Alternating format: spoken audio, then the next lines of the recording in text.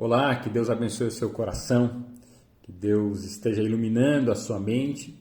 Hoje nós vamos a mais uma reflexão, a mais um roteiro para que a gente reflita sobre o tema mães, né? Domingo foi Dia das Mães.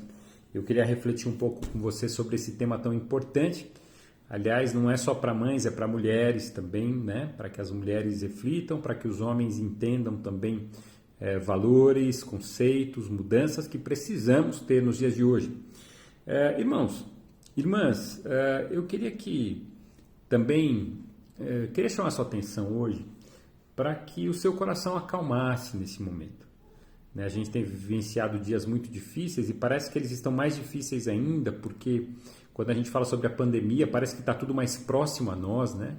Mais pessoas que conhecemos, da família, amigos, pessoas queridas da igreja, têm sido afetadas por esse vírus. Então as coisas parecem estar cada vez mais próximas. Mas eu quero que você tranquilize seu coração, confie em Deus. Confie na soberania de Deus, tenha fé, porque a fé é o melhor instrumento para acalmar a alma. Ministre a sua alma, que Deus está no controle de todas as coisas e que nele devemos confiar. Tá bom? Então hoje nós vamos refletir um pouco sobre a palavra. Eu queria que seu coração se acalmasse nesse momento e que você voltasse os seus olhos para a palavra de Deus. Se possível, pegue uma caneta, a sua Bíblia, um lápis, o que você preferir, mas eu queria que você voltasse o seu coração, pegue um pedaço de papel, um caderno, aquilo que lhe for conveniente, para que o seu coração se volte à palavra de Deus, tá bom? O texto que nós vamos ler hoje é o de 1 Samuel, capítulo 1, dos versos 4 ao 8. A história de Ana. Ana é uma mulher relevante, Ana é uma mulher que teve um legado, deixou um legado muito importante para o povo de Israel. Seu filho Samuel teve a fé da sua mãe, Samuel é fruto da fé da sua mãe. Então essa é uma história muito boa, essa é uma história deliciosa para a gente se deleitar hoje. Diz assim o texto, 1 Samuel capítulo 1, versos 4 ao 8. No dia em que Eucana oferecia sacrifícios, dava porções à sua mulher Penina e a todos os filhos e filhas dela. Mas a Ana dava uma porção dupla, porque a amava, apesar de o Senhor tê-la deixado estéril. E porque o Senhor a tinha deixado estéril, sua rival a provocava continuamente, a fim de irritá-la. Isso acontecia ano após ano. Sempre que Ana subia à casa do Senhor, sua rival a provocava, e ela chorava e não comia. Eucana, seu marido, lhe perguntava, Ana, por que você está chorando? Por que você não come? Por que você está triste? Será que eu não sou melhor para você do que 10 filhos? Foi Jesus quem disse que os olhos são a candeia do corpo. Se os teus olhos forem bons, todo o seu corpo será cheio de luz. Se os seus olhos forem maus, todo o seu corpo será cheio de trevas. Portanto, se a luz que há em ti são trevas, que tremendas trevas são. Em outras palavras, o que Jesus está dizendo é que tudo depende dos olhos de quem vê. Ou, se você preferir, tudo depende do coração de quem vê. Porque tem a ver com aquela famosa ideia de que o copo está meio cheio ou meio vazio. Depende de quem está vendo. Depende, um otimista diria, ele está meio cheio. Um pessimista diria, ele está meio vazio. É essa leitura pessoal de cada um. Paulo expressa essa verdade quando ele diz que aprendeu a viver em toda e qualquer circunstância. Ele chega a essa conclusão e ele diz, tudo posso naquele que me fortalece. Esse é o copo meio cheio. O apóstolo Paulo fala que os momentos difíceis e bons ensinaram muito a ele. Ele aprendeu a viver em todos os momentos. Os momentos não foram ruins, não, trouxeram ensinamentos a ele. Então Paulo expressa essa verdade. Rubem Alves, eu creio que ele se baseou nas palavras de Jesus quando ele escreveu que os olhos são pintores. Eles pintam o mundo de fora com as cores que moram dentro deles. Olho luminoso vê o mundo colorido. Olho trevoso vê o mundo escuro. Porque tem pessoas que têm uma dificuldade muito grande de encarar a família como bênção. Tem pais que vivem criticando seus filhos, mães que vivem criticando suas filhas. Não interessa o que eles fazem de bom, eles estão sempre criticando. Eu me lembro de uma história de uma moça que ali nos seus 12, 13 anos, queria muito receber uma recompensa, uma palavra boa da sua mãe. E sua mãe era uma mulher muito crítica, então ela vivia limpando a casa, ela vivia acertando as coisas. E um dia ela falou: hoje eu vou surpreender minha mãe, eu vou deixar minha casa limpinha e minha mãe não vai ter o que falar. E a mãe dela, que sempre criticava tudo que ela fazia, quando chegou do trabalho em casa, deu uma olhada na casa, falou assim: você limpou a casa? E aquela menina toda feliz abriu um sorriso e falou assim: limpei, mãe. Feliz pela sua mãe ter percebido. A sua mãe, ao ouvir a resposta, ela foi debaixo daquela televisão grande de tubo. Ela deu uma erguida na televisão, passou o dedo e falou assim: você precisa melhorar, tá muito sujo. Aquela menina ficou angustiada, tanto que ela me contou essa história muitos anos depois. Porque essa cena ficou na mente dela, de que ela não era capaz. Essa mãe era uma mãe que tinha um terreno ruim. A sua terra era uma terra infértil. Era uma terra onde nascia apenas rancor, mágoa, críticas, angústia, desejo de compensar na filha talvez as críticas que ela tenha recebido para dizer: eu não sou pior, há pessoas piores que eu. Então, isso é muito comum na vida de muita gente. Muita gente carrega pesos, muita gente carrega angústias na alma. E essa angústia não permite que elas vejam as coisas boas da vida. Por que eu estou falando isso? Porque Ana era assim. Ana vivia um momento na sua vida em que as circunstâncias negativas se sobressaíam às circunstâncias positivas. Ela não conseguia enxergar tantas coisas boas que ela vivia. Eu fico pensando no coração dessa mãe, Ana, né, que poderia estar desfrutando de um momento melhor, mas estava desfrutando de um tempo de muita angústia, tristeza, e havia motivos para isso.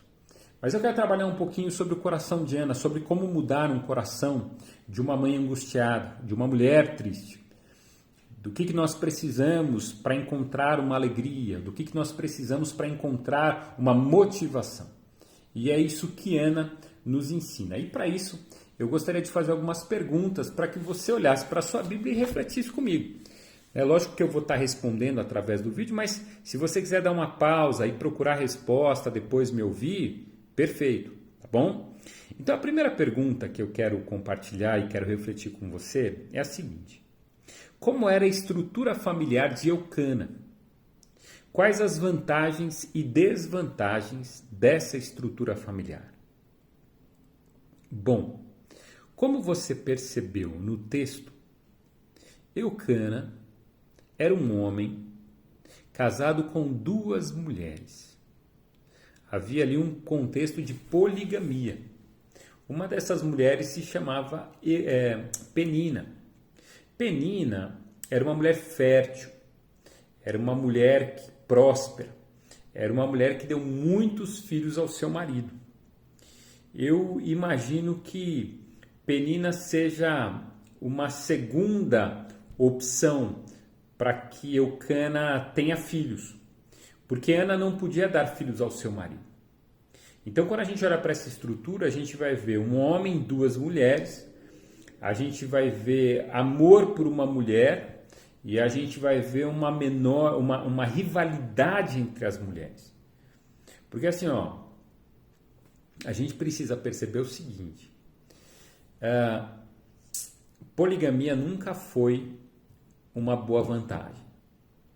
Aliás, todas as famílias que desenvolveram uma relação poligâmica na Bíblia, todos os homens que procuraram relações fora do casamento tiveram problemas.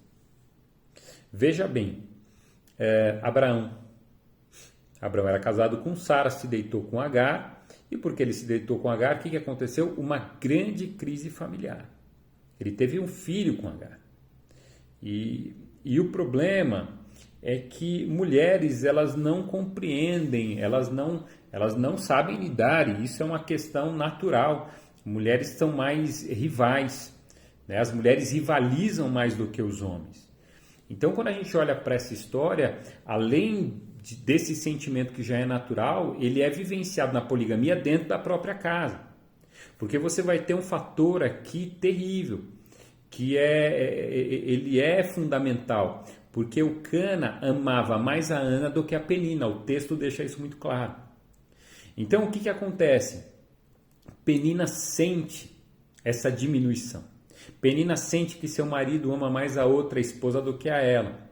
Então, Penina vai gerar um sentimento muito ruim em relação a Ana. Tanto que a vida de Penina é provocar Ana. O texto vai dizer que Penina rivalizava com Ana o tempo todo. Porque como Penina não tinha o amor, Penina precisava diminuir Ana. O solo da alma de Penina era um solo muito infértil, era um solo muito ruim, né? Muito rancoroso, muito duro, muito seco. Então Penina, ela tinha essa necessidade de tentar diminuir Ana, dizendo para ela e apontando para ela que ela não tinha filhos, que ela não era uma esposa boa, que ela não servia para mim. Então ela rivalizava o tempo todo, e isso trazia tristeza para Ana. E a Bíblia diz que a vida de Ana era chorar, né, quando Penina fazia isso, e não comer. Ela perdia fome, ela ficava angustiada. Então, essa era a estrutura familiar. Havia uma poligamia, só que Eucana amava mais a Ana. E a pergunta de Eucana para Ana é justamente essa: será que eu não sou mais importante? Será que eu não valho mais do que 10 filhos para você? Será que você não percebe que o meu amor deveria ser o suficiente para você? Mas Ana se sente tão mal com essa rivalidade, Ana se sente tão mal com esse ambiente familiar, que ela não consegue ser suprida com o amor do seu marido. Então isso não interessa, ela quer ter filhos. Ela quer ter filhos. Então a estrutura familiar de Eucana era essa. Quais eram as vantagens de ter duas esposas? Não sei. Eu não sei, eu juro para você que eu não faço ideia. Porque imagine duas esposas passando pela TPM, Jesus amado, né? Mas ao mesmo tempo, você ter que o tempo todo fazer uma mediação entre uma e outra. Eu não vejo vantagem sobre isso. Eu não via vantagem para Abraão tentando mediar Agar e Sara, os filhos. Não há vantagem nisso, né? Pelo contrário, muita desvantagem. Então, quando a gente olha para esse tipo de estrutura familiar, a gente vai perceber que não é fácil. Quais as crenças culturais, essa é a segunda pergunta, quais crenças culturais pesavam sobre a vida de Ana? Para piorar, apesar de Penina provocar Ana o tempo todo, porque Ana não podia dar filhos ao seu marido, você tinha uma crença cultural que pesava sobre a vida de Ana. Porque, além de tudo isso, uma mulher no mundo antigo, ela tinha o seu valor fundamentado, fixado, estabelecido pela quantidade e pela possibilidade de dar filhos ao seu marido. Uma mulher estéril era uma mulher sem vida. Uma mulher estéril era uma mulher que não propiciava para o seu marido a continuação do nome. Era alguém que não propiciava a continuação das gerações. Não proliferava, não gerava vida. Então, ser estéril era algo muito duro. Sara sofria com a sua esterilidade, principalmente pelo fato de que, além de ser estéril, ela tinha uma promessa de filhos dada por Deus. Então, Sara vivia uma angústia. E essa angústia a gente vai ver também na vida de Ana. Ana sofria por não gerar filhos. E esse sofrimento, ele vem da cultura. Esse sofrimento, ele vem do mundo antigo, porque o valor de uma mulher estava na quantidade de filhos que ela poderia gerar para o seu marido. Então isso é muito pesado, porque isso não depende dela. Isso não se relaciona com ela. Só que ao mesmo tempo, tem a próxima pergunta. E a próxima pergunta tem a ver com o mesmo conceito, só que nos dias de hoje. Quais crenças culturais pesam sobre a vida das mulheres ainda hoje? Porque assim, dentro da nossa cultura há crenças que pesam sobre a vida das mulheres ainda hoje. Então, por exemplo, vamos pegar algumas ideias aqui.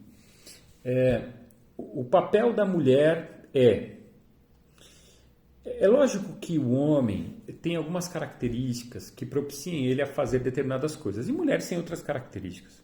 Por exemplo, mulheres são cuidadoras. Né? Quando a minha esposa estudava enfermagem, eu me lembro que de uma turma grande você tinha apenas um enfermeiro homem, ou um aluno de enfermagem homem. Por quê? Porque há uma propensão maior de que as mulheres ocupem profissões de cuidado. Isso é comum no mundo feminino. Mulheres são mais cuidadosas do que homens, na sua grande maioria. Homens são mais lógicos, objetivos. É por isso que você vai ter mais homens em áreas como engenharia, por exemplo, de cálculo, de razão, de lógica. É comum esses espaços serem ocupados mais por homens do que por mulheres.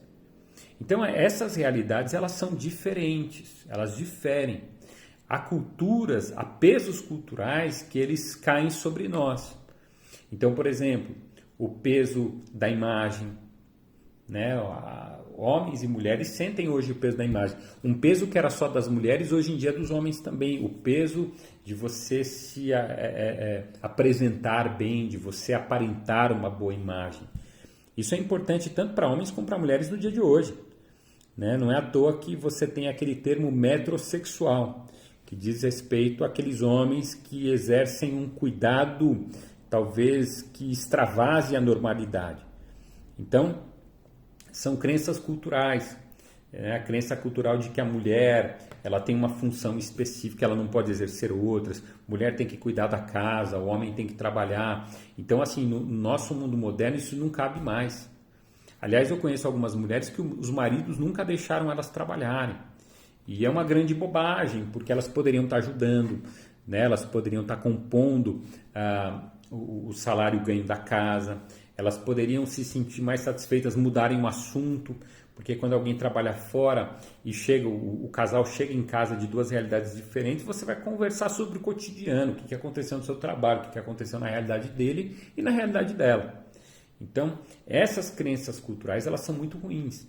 E tem uma crença cultural que ela permanece, que mulheres devem gerar filhos. Então, quando uma mulher casa, a pressão, aliás, assim, é um processo, né? Há uma pressão cultural para que as mulheres casem.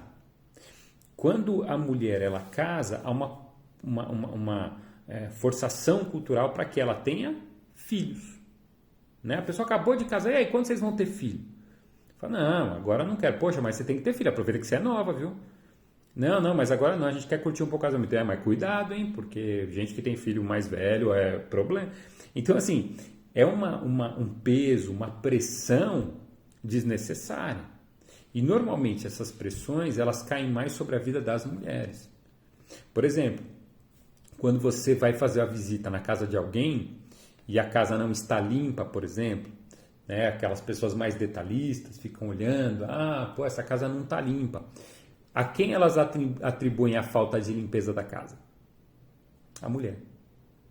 Só que na casa mora muito mais do que a mulher. Mora o homem, mora os filhos, mora muita gente às vezes. Mas a quem é atribuída sempre o cuidado da casa? A mulher. É lógico que a mulher ela tem um olhar maior sobre a casa, mas isso naturalmente é atribuído sobre ela. Então, as mulheres nos dias de hoje, elas carregam essa pressão de que você tem que trabalhar, você tem que cuidar da casa, você tem que fazer isso, você tem que fazer aquilo. E essa é uma função somente sua, ela não pode ser dividida. Então, a gente precisa tomar cuidado com isso, principalmente olhando para o cuidado que Eucana tinha por Ana. Porque você vê que Eucana ele tinha um cuidado especial por Ana. A Bíblia diz que ele fazia o sacrifício em relação à sua esposa Penina e aos filhos, mas a Ana ele dava o dobro. Ele sacrificava o dobro por ela. Pelo cuidado que ele tinha, pelo zelo que ela tinha. E é muito importante que os homens, os maridos, tenham zelo pelas suas esposas. É importante, meu irmão, minha irmã, que você dê autonomia à sua esposa, que você abençoe a sua esposa, que sua esposa cresça no Senhor, que sua esposa seja uma mulher segura, seja uma mulher cheia de vida, uma mulher autossuficiente. Porque assim, eu me lembro da história da minha avó.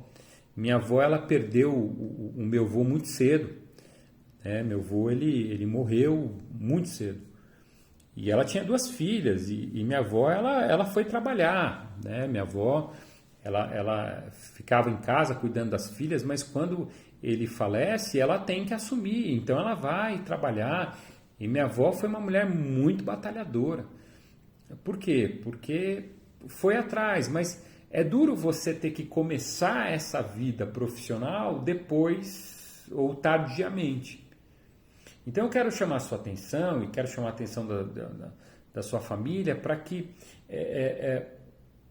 essas crenças culturais não pesem sobre as nossas mulheres, para que elas sejam mais livres, para que elas sejam mais calmas, mais tranquilizadas, não sofram tantas pressões, tá? Então, isso eu acho importante. Esse, pelo amor de Deus, não é um discurso feminista, até porque eu não sou adepto a esse discurso, mas é um discurso de que nós precisamos ser livres no casamento. O homem precisa ser livre, a mulher precisa ser livre e os dois precisam caminhar juntos em liberdade e alegria. Eu acho que esse é o sentido. Uma mulher que não se sente valorizada vai se sentir sempre angustiada. Uma mulher que trabalha, que recebe o seu, que corre atrás, que realiza seus sonhos, né, que compra suas coisas. Eu acho que essa mulher ela é mais independente, mais realizada e ela pode ter um coração talvez mais realizador. Ah, pastor, eu optei por cuidar. Ótimo, então seja uma cuidadora excelente e que você seja reconhecida por aquilo que você faz. Mas é importante que a gente faça, que a gente produza, que a gente exerça, que a gente viva em nome de Jesus. Como Ana foi tratada pelo sacerdote Eli e como ela reagiu. Então você tem um momento em que Ana ela sobe para orar, né? O texto vai dizer que Ana ela vai orar. E quando ela chega no templo, o sacerdote vê ela chorando, angustiada, mexendo a boca, mas não sai palavras da boca dela. E aí o sacerdote ele acusa ela de estar embriagada. E como que Ana foi tratada? Com humilhação. Ela foi julgada porque ele não sabia o que ela estava fazendo, ele achou que ela estava bêbada, aí ele foi lá chamar a atenção dela porque ela estava bêbada. Mas o que me chama a atenção é o seguinte: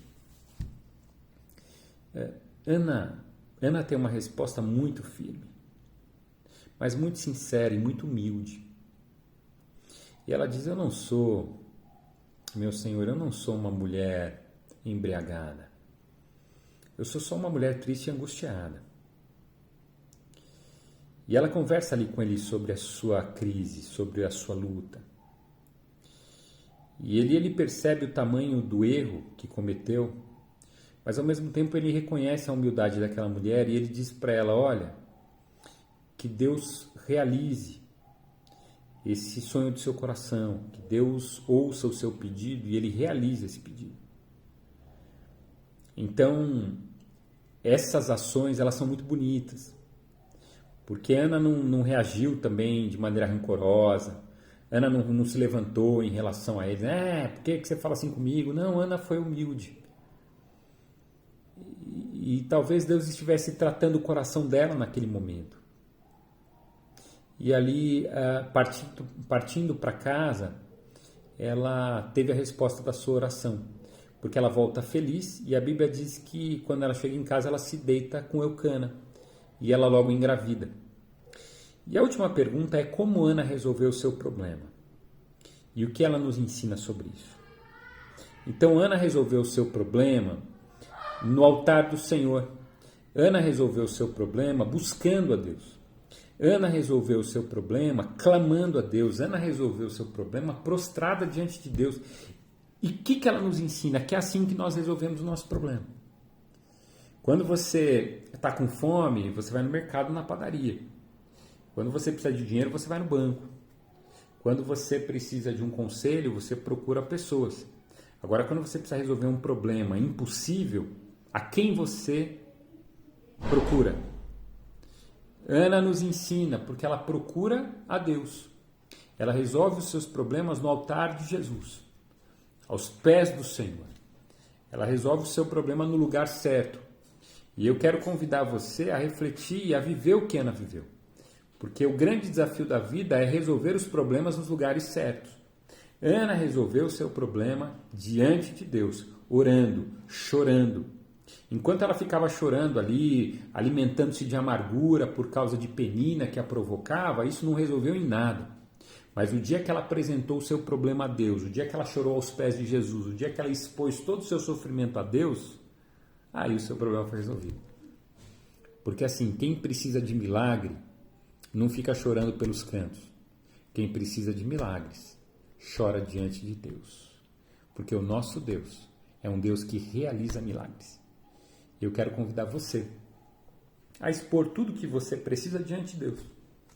Qual que é o impossível que você precisa experimentar? Quais são as circunstâncias improváveis que você precisa viver? Peça a Deus, clame a Deus, chore diante de Deus. Porque o Senhor é aquele que não esconde os seus ouvidos para que não nos possa escutar. Pelo contrário, Ele ouve o clamor do seu povo. Ele ouviu o clamor de Israel quando estava no Egito. Em muitos momentos da história profética, Ele manda soluções, Ele realiza milagres para que o seu povo seja liberto, porque Ele ouviu o clamor do seu povo. Deus continua nos ouvindo. Por isso que nós podemos orar. E eu quero terminar esse momento orando junto com você. Feche os seus olhos, feche os seus olhos e abre seu coração para que a gente possa orar. Ó Deus, obrigado por essa reflexão, obrigado por esse tempo, obrigado porque o Senhor é Deus de milagres.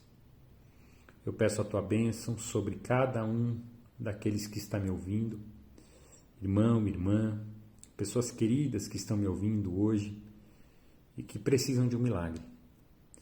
Ana ela queria ter um filho.